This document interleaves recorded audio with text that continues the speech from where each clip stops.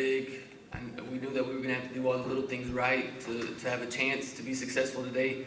And I thought we gave them everything that we had.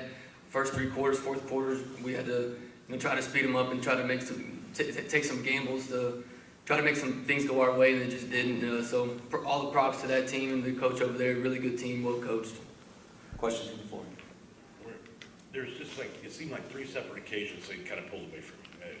What do you feel happened in those occasions a little bit? I'm trying to second quarter. digress it. Second quarter. Third quarter didn't start before. Yeah, well, I mean, I think it was a 6-point lead going into the fourth quarter, and then that's when that's the run that I remember the most is that I think we had a couple bad turnovers, live ball turnovers that they were able to score in transition, and then just some lazy passes, and then they capitalized on it. And I mean, that's not the difference in the game, but it definitely helped them extend the lead from a 6-point lead to they were able to build it over 15, I think, and they were comfortable at that point. In terms of effort, I mean, it was clear y'all never gave up throughout the entire game. In terms of early on too, I mean, knowing that they've got the size advantage, y'all still managed to pack the paint and keep them off for a bit. I mean, just talk to me about the effort that this team put in today. Yeah, it's what these guys have done all year. Whether we're playing Amarillo High or Paladero or Hitchcock, or anybody in district, that we're gonna play as hard as we possibly can from the tip to the final buzzer. And that's something that I'm very proud of these guys and the rest of the team. We're fighters. They're gritty. We're always going to give it our best. That's the Childress way, and that's part of what this team has done this year. Lamont, I know it's obviously hard to think about right now, but I mean, what is these past 4 years being a Childress Bobcat and being a part of this team? What has that meant to you? It meant everything to me. I hate that it had to end this way, but thankful for these people right here, my teammates, the community. And it was just amazing.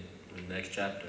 And Aiden, obviously, you bring back a whole lot of, talent from this year and important players as well. I mean, what's the future looking like for Childress? We're going to come back next year. We're going to put the work in this summer. We're going to come back just as good as we were. And we're going to have to pick up for some slack that we're going to lose. But we're still going to be a family, still going to work hard, and you'll see us next year. Coach, same thing? Yeah, obviously Lamont's going to be hard we're not going to be able to replace Lamont's athleticism or defensive ability or offensive scoring ability, but we are excited about the rest of the guys that we're bringing back, which is everybody, which is a unique situation, and we're excited about that. But again, we'll never be able to replace what Lamont has been able to do for us. Aiden, could you talk a little bit about the leadership that Lamont kind of showed throughout this year for you guys and how you can kind of build on that going forward? Yeah, with Lamont being the only senior on the team, he stepped up big time, not just with how he plays, but how he handles himself on the court, on the field, in the classroom, in the hallways, being the leader for these younger guys and showing them what it takes to be a champion and to be great at something. So, At the end of the day, you're playing on the final day of the season. In the final quarter, it's a game. You're in it, man. What does that mean to Childress overall? Yeah, that's what I told him. I said we won the third quarter. We were down 8 at half, and we were down 6 going into the fourth. I said we won that quarter. Now let's go win this fourth quarter. To just be in a single-digit opportunity in the state championship game, last game of the year. You can't ask for much else.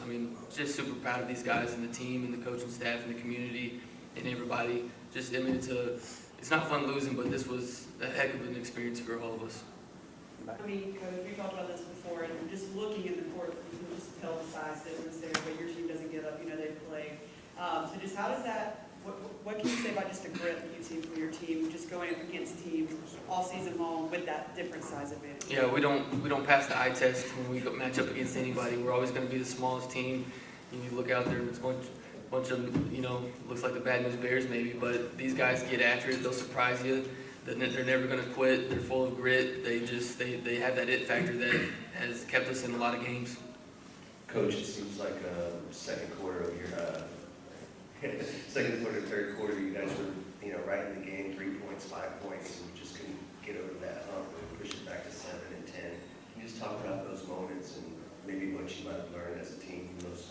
Yeah, like I said, it's a really good team, and we were going to have to do a lot of little things on almost perfect to have a chance because they're just so big and athletic. And every time that we would knock down a big shot, they'd go down and get a layup or an and one or something would go their way. So any run we would try to get, they would have an answer for it. So, I mean, we return everybody, which is still not a lot of size. So we're just gonna have to find a little bit more grit for next time.